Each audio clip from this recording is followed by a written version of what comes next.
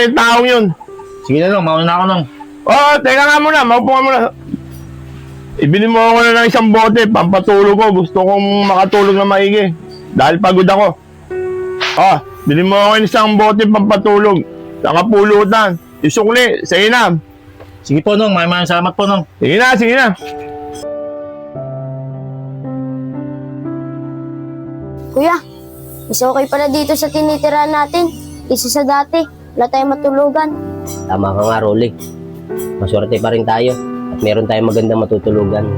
At pinatira tayo dito ni Ate Diding. Kaya napakabait niya at nagpapasalamat ako sa kanya. Sa nga pala, doon sa dati natin pinarahan, bumalik na yung may-ari. Pangalan niya Ninong. Kaya pinalayas na tayo doon. Kaya Rolly, lahat ng gamit dito, huwag natin pakikilaman. Kasi pinababantayan sa atin ito ni Ate Diding. Opo kuya, naiintindihan ko po. So sige na, magsahin ka na. Kasi mamaya padating na si Remilin. Kasi siya muna ang pinangalakal ko. Para pagdating niya, kakain na siya. At ako naman ang mangangalakal. So sige na.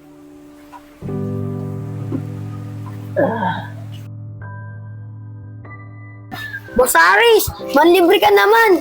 Laki ng binigay sa'yo ng jowa mo eh. Ako nagturo sa'yo eh. Ako ba, Rawi?